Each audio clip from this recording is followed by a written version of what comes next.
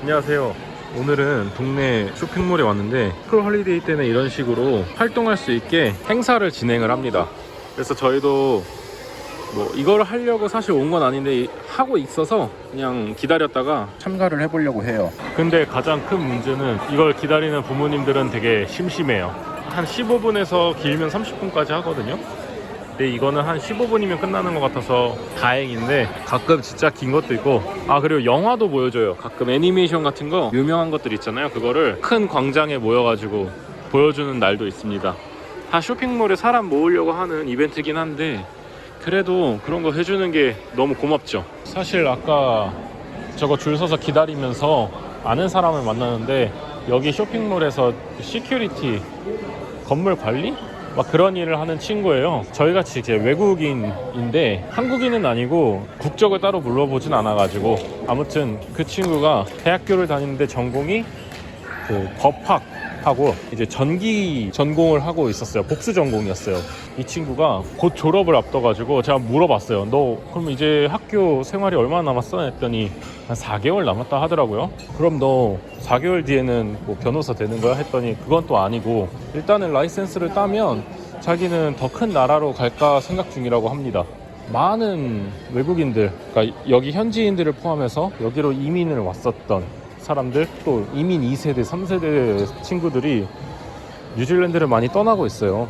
한국에서 뉴질랜드 이민을 생각하시는 분들께는 조금 이해가 안 되는 상황일 수도 있는데, 또 막상 여기서 살면 왜 또 다른 곳으로 가려고 하는지 충분히 또 이해가 가는 부분입니다. 이거는 경험을 해봐야지 좀 느낄 수 있는 부분인 것 같아요. 그래서 이번 편은 어느 지역에 집을 구해야 되는지를 한번 얘기해 보려고 해요. 이것도 또 한국하고 많이 차이가 있습니다. 우리나라는 사실 서울뿐만이 아니고 다른 지역도 교통이 굉장히 잘 발달되어 있잖아요. 그래서 사실 어느 정도 거리가 있어도 일이나 학교나 뭐 등등등 우리가 생활하는데 큰 불편함은 없습니다. 그러니 집을 구할 때도 조금 그런 부분에 대해서 한 30분 거리면 괜찮지, 1시간 거리면 괜찮지 하고 그냥 편하게 생각을 할 수 있잖아요, 상대적으로. 근데 뉴질랜드는 그게 굉장히 어렵습니다. 그 교통 인프라가 정말 최악이고요. 일단 저희 집만 해도 차로 왔다 갔다 하면 20분밖에 안 걸리는 거리인데 대중교통은 한 40분에서 길면 1시간 걸리거든요. 근데 버스가 30분에 한 대, 심한 경우에는 한 1시간에 한 대. 왜냐면 이게 출퇴근 시간대 외에는 이게 또 배차 간격이 바뀝니다. 그래서 집을 구할 때 일을 하는 사람이면 일터하고 가까운 데 위주로 또 찾아봐야 되고요. 만약에 뉴질랜드에 유학이나 이민으로 오셨을 경우에는 그 목적에 맞게 또 집을 구해야 됩니다. 그래서 워킹홀리데이 분들은 일반적으로 시티, 오클랜드 중심 시티에서 많이 생활을 하고요. 또 알반이라는 지역이 있는데 오클랜드 북쪽에 있는 도시입니다. 그쪽에서도 생활을 많이 해요. 이유는 그쪽에 좀 일자리가 많거든요.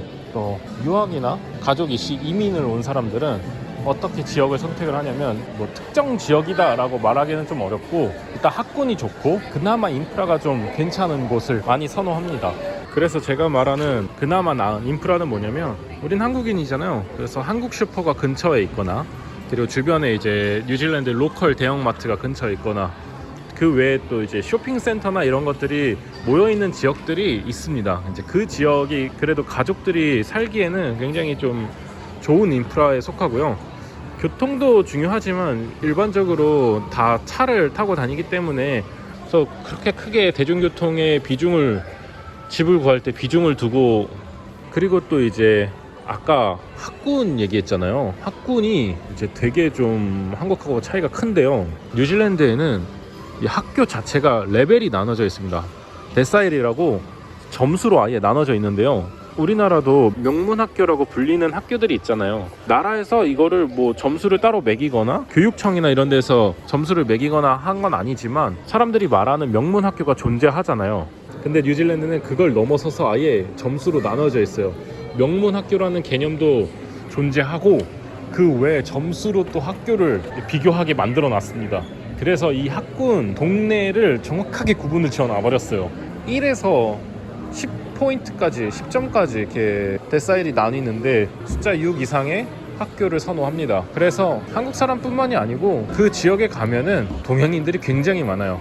쇼핑몰에서 더 이상 할 게 없네요. 아이들이 그게 끝나버리니까 뭐 구경할 것도 없고, 그래서 장소를 이동해서 이야기를 이어가 보겠습니다. 여기는 버닝스라는 곳인데 공구 같은 거부터 DIY 같은 걸 할 수 있는 그런 재료들도 다 파는 데입니다. 저기 위에 보면은 트레이드 마크가 망치입니다. 여기 온 이유는 일단 화분갈이 하려고 재료 사러 왔습니다. 그래서 아까 학교 이야기를 이어서 하자면요, 그 데사일이라는 점수제가 그 학교에 대해서 모든 걸 얘기해 주는 건 아니에요. 그런데 사람이 심리적으로 좀 그런 게 있잖아요. 점수가 낮으면 괜히 좀 안 좋을 것 같고, 근데 꼭 그렇지만은 않습니다. 하지만 그럼에도 불구하고 많은 분들이 좀 높은 데사일 점수의 학교를 보내고 싶어 하죠. 근데 여기서 또 추가적으로 한 가지 얘기 드리자면, 유학을 보내려고 하시는 분들이 많으신 것 같아요. 근데 데사일 점수가 높은 데로 유학을 보내고 싶어도 먼저 알아보셔야 될 게, 그 학교에서 유학생을 받는지 안 받는지를 먼저 따져봐야 됩니다. 학교 중에 좋은 학교들은 유학생을 안 받는 학교도 많습니다.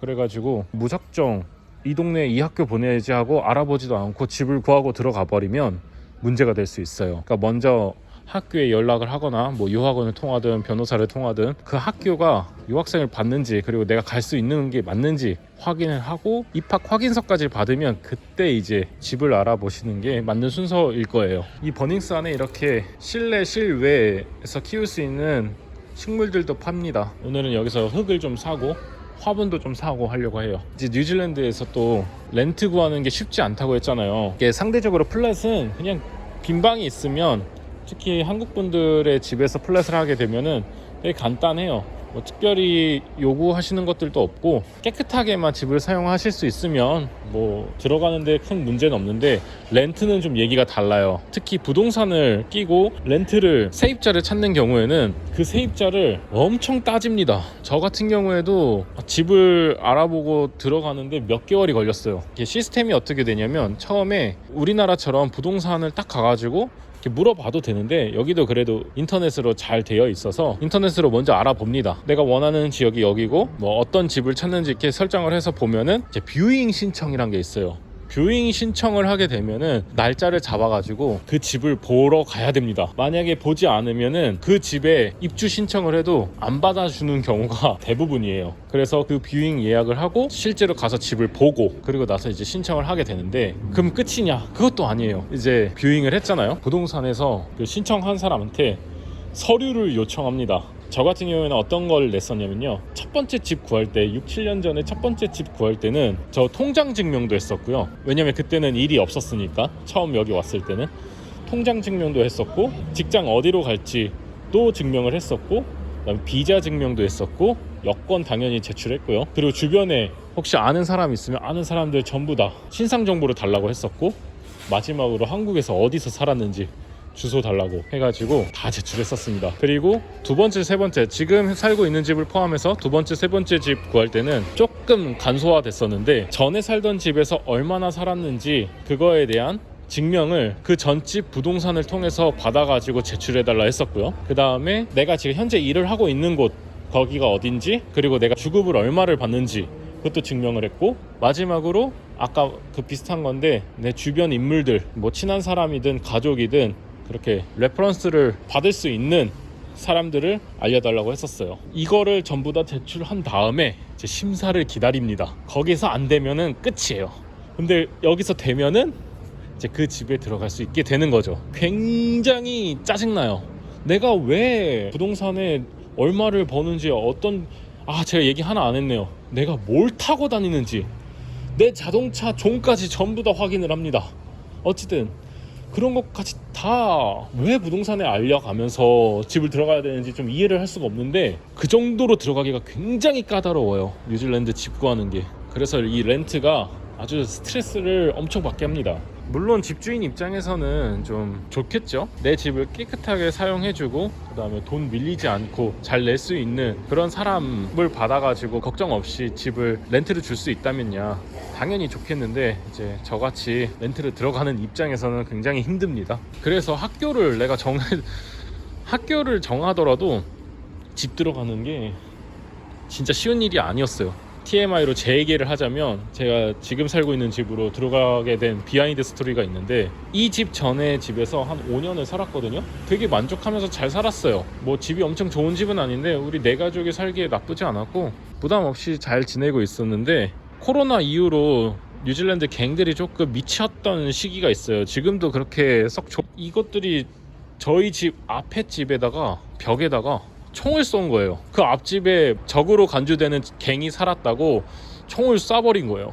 근데 사실 그게 그 사람들은 갱하고 전혀 연관 없는 사람들이었는데 어쨌든 그렇게 쏴가지고 아 이건 좀 아닌데? 저도 군대를 갔다 와서 그 총에 대한 위험성, 사실 군대를 안 갔다 와도 그 총이 얼마나 위험한지 누구나 다 알잖아요. 그래서 아 안되겠다, 여긴 안되겠다, 떠나야겠다 하고 바로 집을 알아보기 시작을 했고, 물론 그 전에도 집을 좀 알아보곤 있었어요. 이사를 가고 싶어서. 근데 마음이 더 급해졌죠. 그러다가 지금 집을 발견을 했고 부동산에 바로 연락을 했어요. 근데 연락을 할 때 제가 아예 편지를 썼어요. 몇 월 며칠 몇 시경에 우리 집 앞에서 총기 발사 사고가 있었다.